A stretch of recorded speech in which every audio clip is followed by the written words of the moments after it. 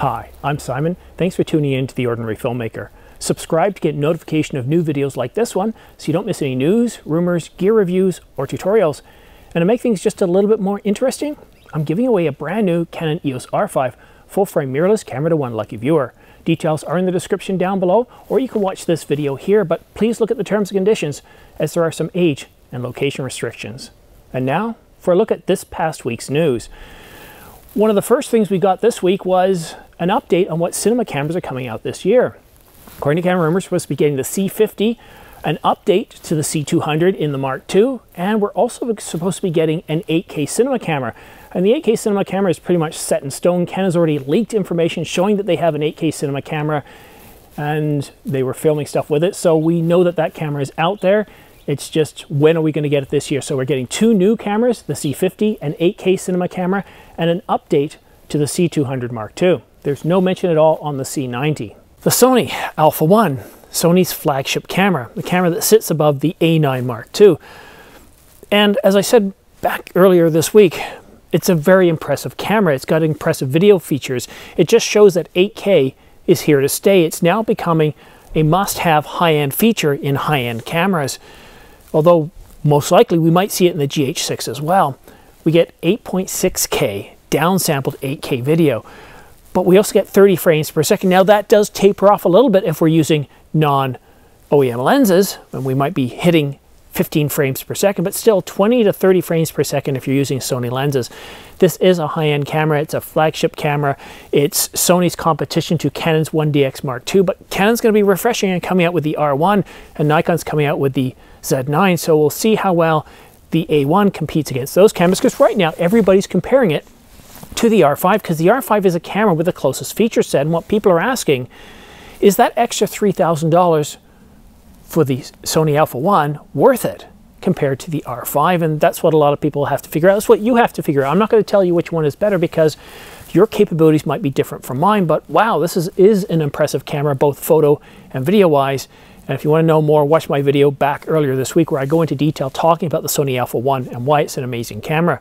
The next compare, well, it's going to be against the Nikon flagship camera, the Z9, when it is announced, or the R1, whichever one comes first, but I think Nikon's going to come out first. Nikon's going to be closing 2 plants.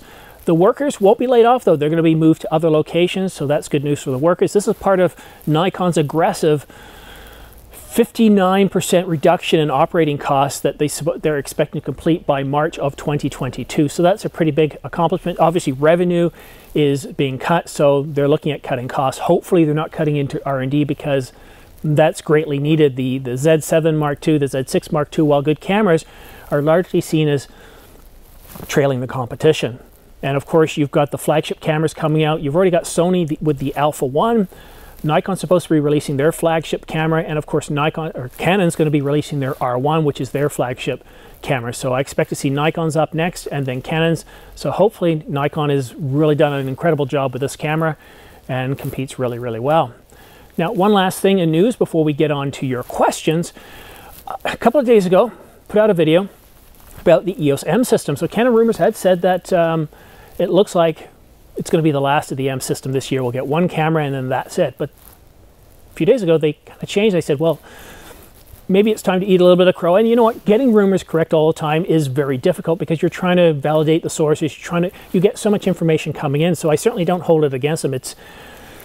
When I started getting a few rumors, I was amazed at how much effort you have to go through to validate the rumors to identify whether they're real or not. But the key thing that he said is Canon's looking at pivoting the M system. Now, he didn't go into a lot of detail as to what that was to look like, but he did postulate based on a patent that Canon filed not too long ago, and he thinks that it's going to be something like this handheld pivot EM or M-based camera system, which I think would be pretty incredible. But the real thing that a lot of us who the M system appeals to is how capable is it? Now, the M50 Mark II was largely panned because, as everybody rightly said, all those capabilities that they upgraded could have been done in a minor firmware update. It wasn't that big of a deal, not enough to justify going out and buying a new camera. So hopefully this camera kind of follows the Sony ZV-1, the vlogging camera, in terms of its capabilities, ease of use, the ability to very easily lock onto your subject and expose accordingly. So depending on where you're vlogging or where you're moving around, it's going to just lock onto the person and you're not really going to have to worry about it. And if it blows out the background, so be it. It blows out the background. But I really do hope it is innovative, and it also matches the price. So I think the ZV-1 is around $700. That's without a lot of the attachments. And I think if they do that and it's innovative, autofocus, auto exposure based on the focus, I think it's going to sell really, really well. But that's it for the news. Now I want to get into answering your questions. But before I do, if you do have any questions you would like answered in this segment, go ahead and pop them in the comment section down below, and you could have your question answered in a future AMA session. Also, if you do have your question answered in the AMA session, you get an extra entry into the contest to win the Angelbird or the Ulanzi prizes, as well as the upcoming R5 contest giveaway. But now, let's get to your questions. Corey asks, are there any decent budget tripods that you would personally recommend? Corey, I kind of agonized over this question. I thought of giving you a few sample tripods that I think would work well for you, but it kind of goes against the principles of what this channel stands for. Now, I will recommend some tripods, but first let me say this. What is really important is to understand the capabilities that you need out of a tripod. So first of all, what do you mean by budget? For a professional video cinematographer, you know, budget might be under $1,000. For somebody who's starting out like me or Matt, it might be under $100. So also, is it for video? Is it for photo? Because they have different needs. With a video tripod, you want to be able to pan, and you want to be able to do it very smoothly. You also want to be able to tilt very smoothly as well, and you might even want them to be heavy enough so that the wind can't move it. And that can apply to both photo and video. So you really need to keep those capabilities in mind, as also what kind of stuff you're shooting. So right now, I'm actually shooting on a Manfrotto tripod. It's this one right here. And this thing is heavy, it's a beast. I can take this out in wind and it isn't going anywhere. It's really, really solid. It actually took me a while to get used to this. I think it was about a day or so, because it's got so many knobs for resistance. It pans really, really well. And I had this with the R5, with the 2x extender and the 800mm, and it's so easy to balance it. It's just a really, really terrific tripod. But this thing is, as you can see from the price here, it's $860 plus taxes and all that stuff. Now I got it on sale. I think I paid around $500 for it. This is probably not what I'd call a budget tripod, but this is the type of tripod that if you buy, you're never going to grow out of it. It's always going to be useful. You're never going to have to replace it. It's not going to wear out on you. But if this is a bit too expensive, well, let's take a look at this tripod here. Now, the Manfrotto 502AH video head, it's a lot cheaper. It's about half the price at $401. Again, not on sale. It's more rugged. It's going to hold up quite well. And I do recommend reading the reviews on these things too. I always read the negative ones first, and I try to ask myself the question, are these reviews that people are posting to kind of knock the competition, or are they people who aren't very familiar with the technology or bought it for the wrong reasons? So I think this is an excellent one too. But if this still is in a price range that's a bit too much, then you might want to consider this tripod for $100. The Magnus VT350 video tripod, also with a fluid head. Now, I don't think that this one is going to be as durable. It's not going to last you as long, but if you're starting out and you just need something that's going to be cost effective, this might work. But I do really want to stress the importance of picking the right tripod. So even that one that I got, which is $850, the Manfrotto 504X, I wouldn't want to use this with everything I do. It is heavy. You walk with this a kilometer or two and you're going to feel it. It's really a heavy tripod. I'd still like a lighter one for some photo stuff or for bird watching. But for video, this thing is terrific. And it's just, you know, it stands super tall too. I mean, I think it stands, what, 6 or 7 feet tall, and then the video tripod sits on top of that. The only thing I think that could be a little bit better is the leveling lead. Some people complain you can't see it when you got the camera mounted. That's not really true. And if that is a concern, well then, you know, before you put the camera on, set it up. But I find it to be more than adequate, and it has a little light there, so if you're doing it at night, you can very easily set it up and level it.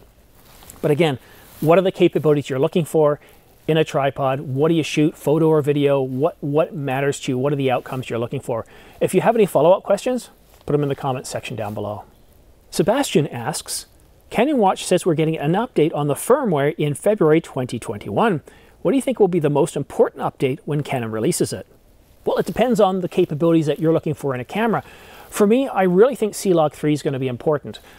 C-Log 1 is nice. It gives us extra dynamic range. It's great for shooting at night or in low light. I'm really, really happy with C-Log, but I'm also very unhappy with it too. I find it a little difficult to grade sometimes, and it clips the highlights and a little bit of the shadows. Now, I don't really care for C-Log 2 because C-Log 2 requires an awful lot of editing and post.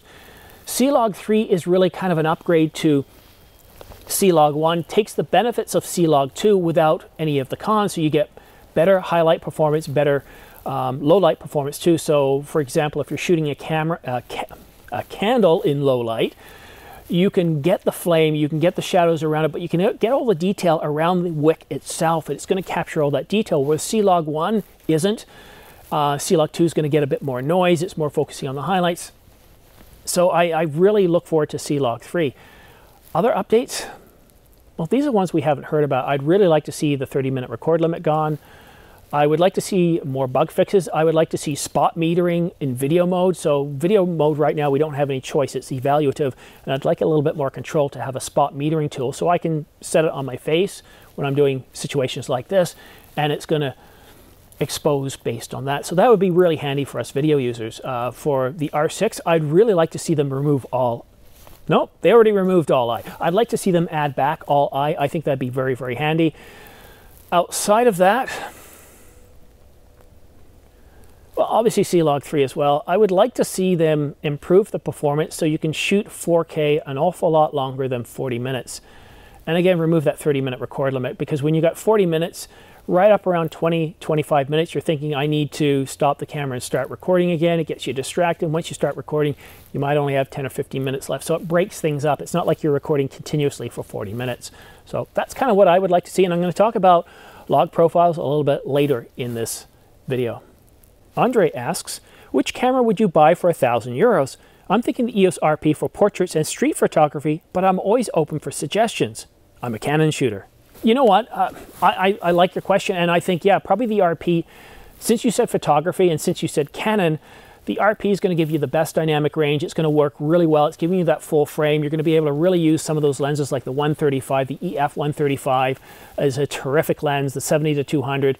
I think you're going to be very, very happy with the RP. And like I said, you really want to try to get the EF 135 millimeter. If you're doing street photography and that kind of stuff, you're going to really love that lens. The level of detail, the ability to separate the subject from the background, or just get so much detail, set the f-stop a little high. I think that's really going to be the best camera. The EOS R is a little bit too expensive. But one thing I would like to say too is we're supposed to be getting 2 more cameras from Canon coming out this year. One is supposed to be right in the price point of the EOS RP, and another one is going to be mid-price between the current price of the EOS R and the R6. So it's going to be mid-capable too. And I really think you want to see what those cameras are first before you buy, because if you go ahead and buy the RP, even with a great deal and something a little bit better comes out, you might be kicking yourself, because the RP and the R are what I consider a little bit dated here in 2021. Other cameras. I don't think you're going to be happy with something like the SL3. I don't think the M system is going to give you what you're looking for. If you had said video, I would have directed you to other cameras. I think some of those other cameras like the M6 Mark II would be good, but I'd almost be tempted to even go to the Canon 90D. But since you're focused mostly on photography, yeah, I think right now the RP is your best choice if you're sticking with Canon. If you're willing to go outside of Canon, there's many more choices, but that's a whole nother subject. Let me know if you're thinking of going outside of Canon, but really I think the RP is the best camera. But if you're willing to wait till about June, and by then we should have updates on what these 2 new cameras are coming out, or at least leaked specifications. Demodul asks, rumors aside, do you think that the R1 might end up being a much more pleasant surprise than expected going up against the Alpha One? So here's my thoughts on the R1. You have to think like Canon. Who is this camera for? And for Canon, the primary user of the R1 is going to be the same as the 1DX Mark III. It's primarily for fast action sports shooters. People that want to be able to shoot very fast, and I'm talking in the range of 20 frames per second mechanical or 30 frames per second electronic, but really you want to hit that, I think they really want to hit that 20 frames per second mechanical. Then everything else is kind of secondary to that. Now we might be getting a 45 megapixel sensor, but if so, I still think it's possible to hit that 20 frames per second mechanical. And the video should be about helping that primary user. What I would be interested in seeing, are we going to see anything like 240 frames per second? Because that's high-speed photo as well, or high-speed video. And I think that's what matters more. Yes, 120 frames per second in 4K, but 240 frames per second in 1080 that's detailed, I think that could be very useful as well. Or even in 4K, how much can they push the frames per second? Can we go from 120 to 180 frames per second? I think that would really matter too. But could it beat the Sony Alpha? It's too much conjecture at this point. I really know very little of what's coming out on the R1. I just know where this Canon, or where this camera is aimed at. If you already own the 1DX Mark III, the 1DX Mark II, you have a lot of investment in Canon lenses, well, you're going to probably go to Canon unless they completely bugger it up, and I really don't think they are. Canon's being very aggressive since 2020. They've woken up. They're producing really competitive gear, really good gear, and Sony's pretty much in the same situation. They look at Canon and they're like, we want to be #1, and they're going to do their best to compete against Canon. And I think the Sony Alpha One is a good camera. The other camera coming out is the Nikon. But sticking with Sony, again, if you have Sony gear, if you have the A9, the A9 Mark II, or the A7R4, then you're going to be looking at the Alpha One because you've got Alpha glass. It's very expensive to switch platforms. But when it comes out, I am going to compare them side by side and say, you know, which is the better one for this scenario? Which is the better one for that scenario? I'm really curious to see what they do with video specs. I didn't think they were going to get up to around 45 megapixels, but it kind of does make sense. They can take the same sensor that's in the R5, keep costs down, and economies of scale is very important. So we'll just have to wait and see. I think it's going to be very interesting either way, though. Namer Under Construction asks, I know the R cameras shutter close when you're changing lenses. Does the shutter still close if you're using an RF to EF adapter? Yes, it does. I actually have the EF to RF adapter. I use it with multiple lenses. And what I really love is, yeah, it automatically closes and protects the sensor. But you can actually take photos and video with the lens not completely attached. And I think, what is it? It's a release shutter without lens. Release shutter W/O lens. So if you've got the electronic manual, you can search for that. And the reason why you want to do that is mostly for creative purposes. I'm not talking about tilt shift, that's something completely different, but it's your ability to tilt the lens a little bit so part of it's in focus, part of it isn't. It can create a really sort of fantasy look. It's really interesting if you're creating portraits, especially if you're out in very interesting areas like the ocean, or low light situations, or forest situations, forest situations with lots of flowers. You can really create some very interesting Lord of the Rings kind of scenarios. So it's really, really interesting. But yeah, it does automatically close, but you can, of course, tell it not to. John asks, I know you won't buy the Alpha One for various reasons, notice the $sign there, but will you get a loaner to test?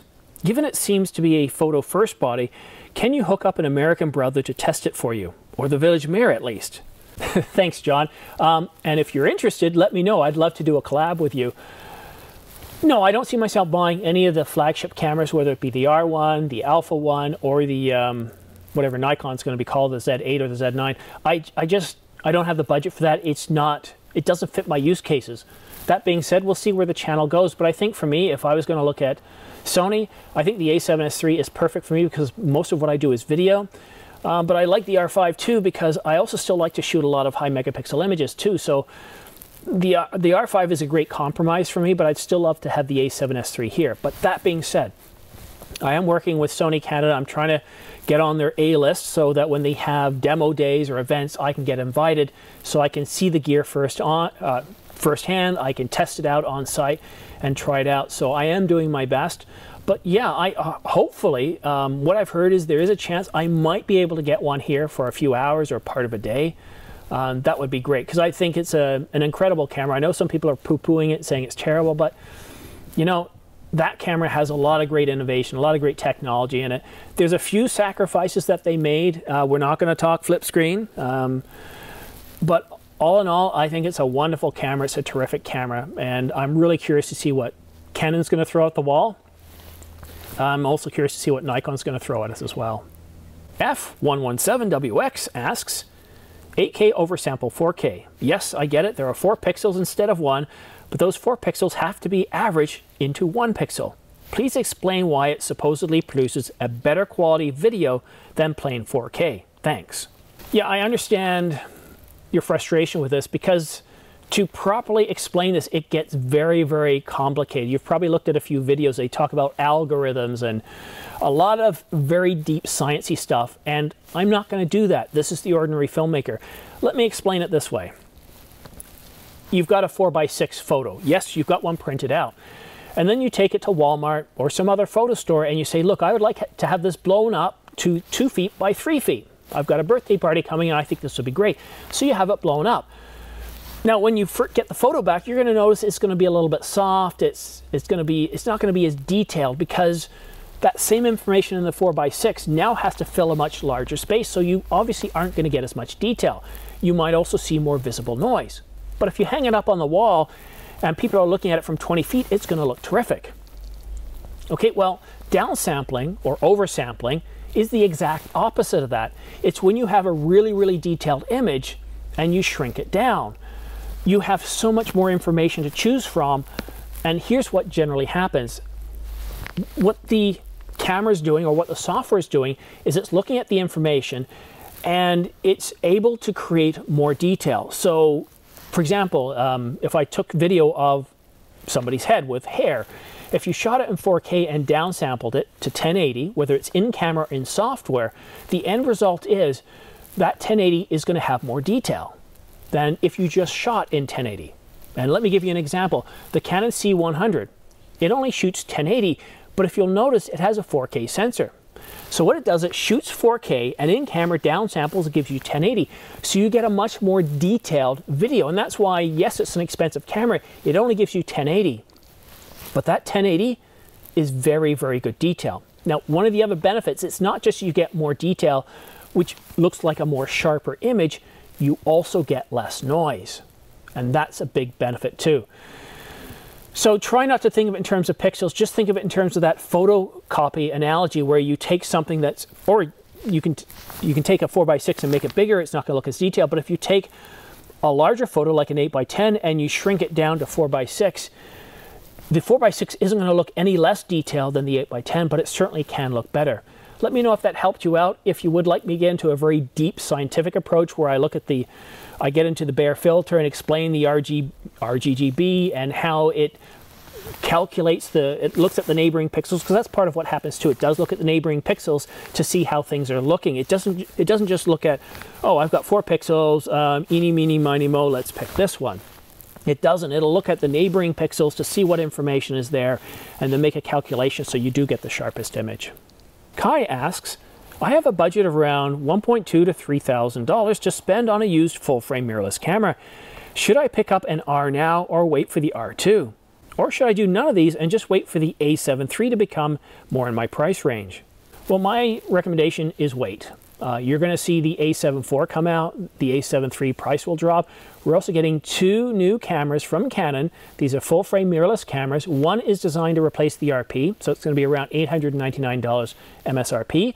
And then we're going to have another camera between the current EOS R in terms of price and capability, and it's going to be midpoint between that and the R6. So it'll be mid-capable and mid-price between the EOS R and the R6. So whether you're going to Sony or whether you're going to Canon, I'd be waiting probably no more than about 6 months. By June, we should at least have the leaked specifications for those cameras, and that'll really, really help you. Yeah, see, the A7 III is quite a bit old. The EOS R is quite a bit old. I'd really wait. And here's the thing too.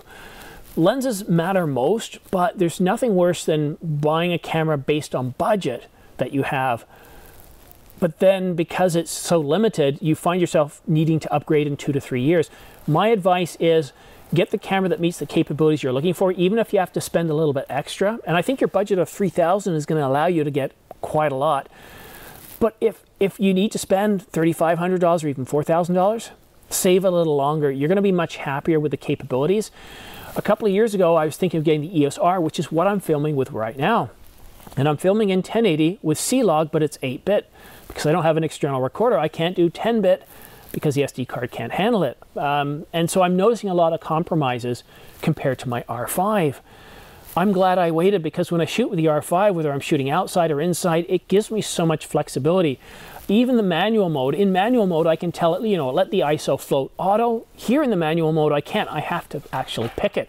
So it's a little bit more frustrating, and if I had gotten the EOS R back in 2018, I can guarantee you by the end of 2020, or at least by now, I'd be planning my replacement, because it's just not giving me everything I need. For a photo capabilities, I think it's still a very good camera, but for video, there's so many capabilities I felt back in 2018 that were compromised that are now. And the crop, I had the tripod so much further out, but I couldn't use it because it put it in the sun. So that crop meant I couldn't shoot in 4K, I actually shoot in 1080. So there's compromises, right? Understand the capabilities you're looking for and get the camera that's right for you. So 2 Canon R system cameras, budget to mid-range, coming out this year, and of course you get the Sony a7 IV, which is coming out. I wouldn't be surprised if we get an announcement before the end of March. Core asks, can someone point me in the direction of which color gamuts work best for computer monitors? Would something like 95% DCI P3 work, or will I need to be super inaccurate with video and printing photos?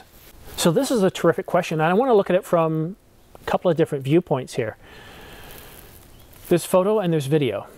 Now with photo, the reason why you want to have a large color gamut is you can preserve more color information, and as you edit, you're not going to lose that information. So what about Pro Photo RGB? That's going to give you the most amount of information.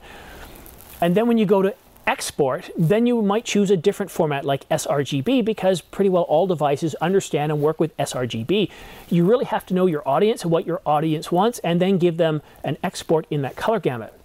Now with video, it's a little bit easier because you essentially only have 2. You've got Rec 709 and Rec 2020. I know there are others. You want to, I always shoot in ProRes 422 because I'm able to preserve as much information as I can, but when I export, it's pretty much always in Rec 709 because the color gamut, the colors are going to look identical if everything's calibrated properly from one device to another if I use Rec 709. So even though it's got a rather narrow color gamut and I lose a lot of color information, it's going to look consistent across all devices.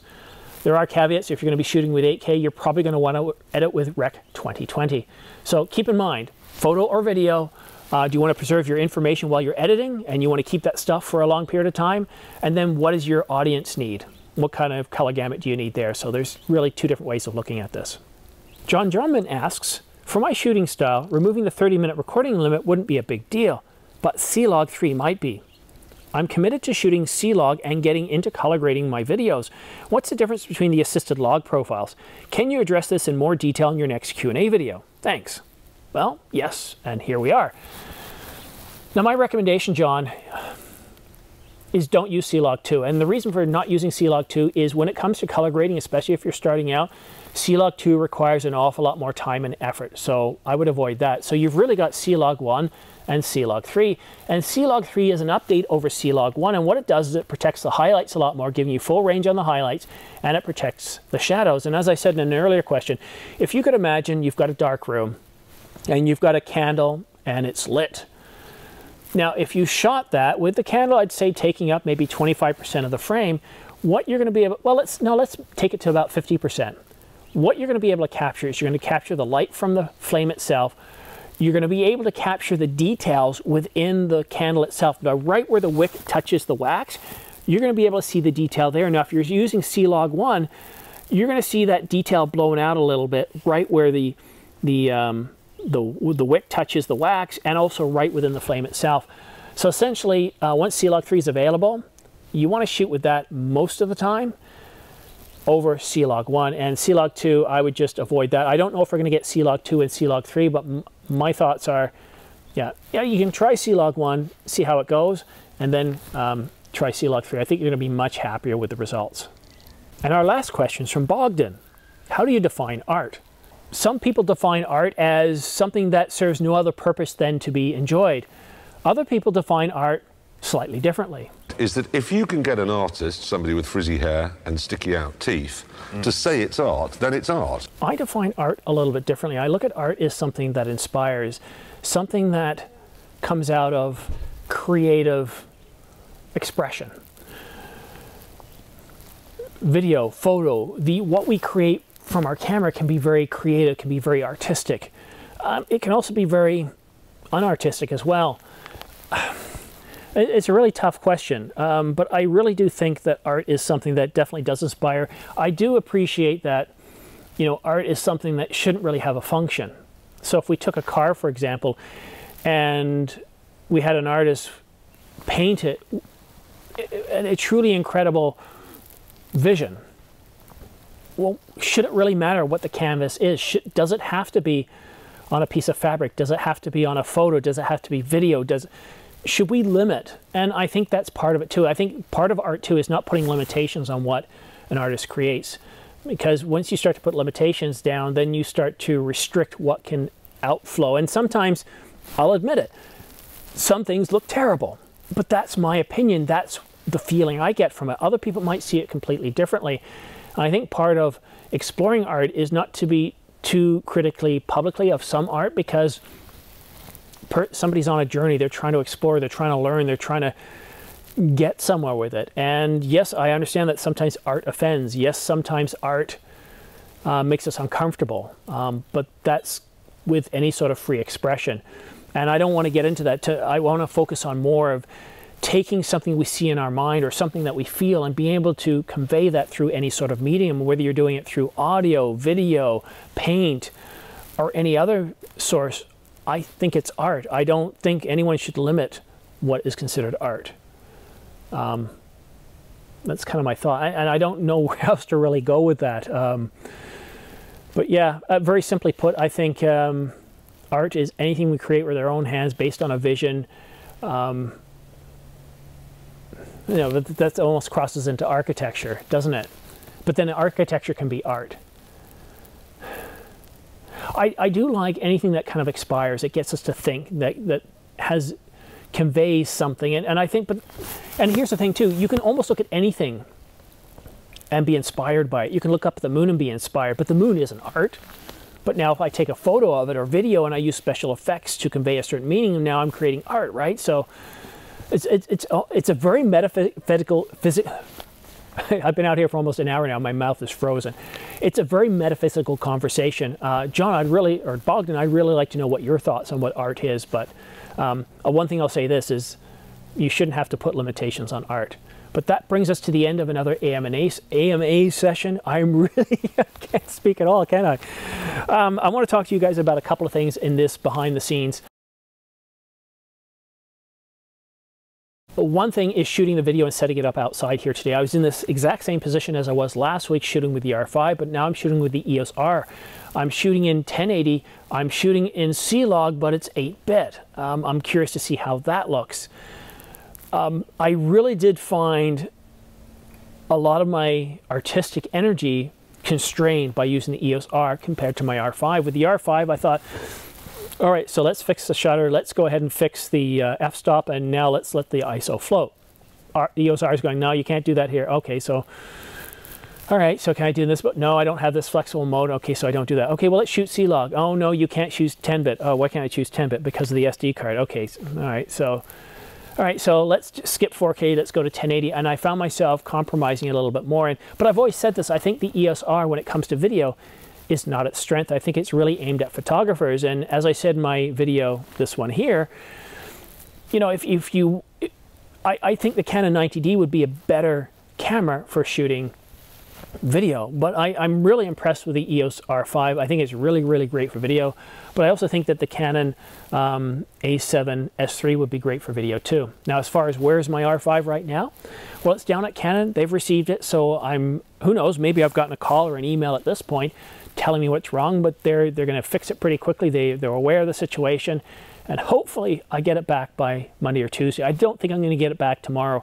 I mean, fingers crossed, right? Tomorrow's Friday, by the way. I'm shooting this during my lunch Thursday. So that's kind of the big deal. I do want to get shooting outside a little bit more. I really like shooting outside. Oh, I really hope I set my... see, here's another thing too. I also forgot to set up... I forgot the word here. Zebras. I forgot to set up my zebras, but I didn't even remember seeing them. Does the EOS R have zebras? See, trying to get everything set up, I could be exposed really terribly. The only thing I did check, I just checked the histograms.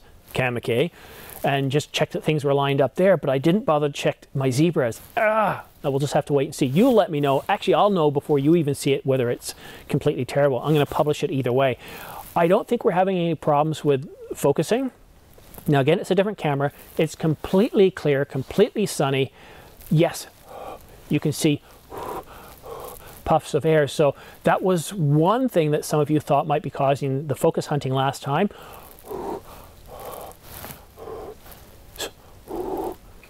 This should cause it to happen, but again, different camera, right?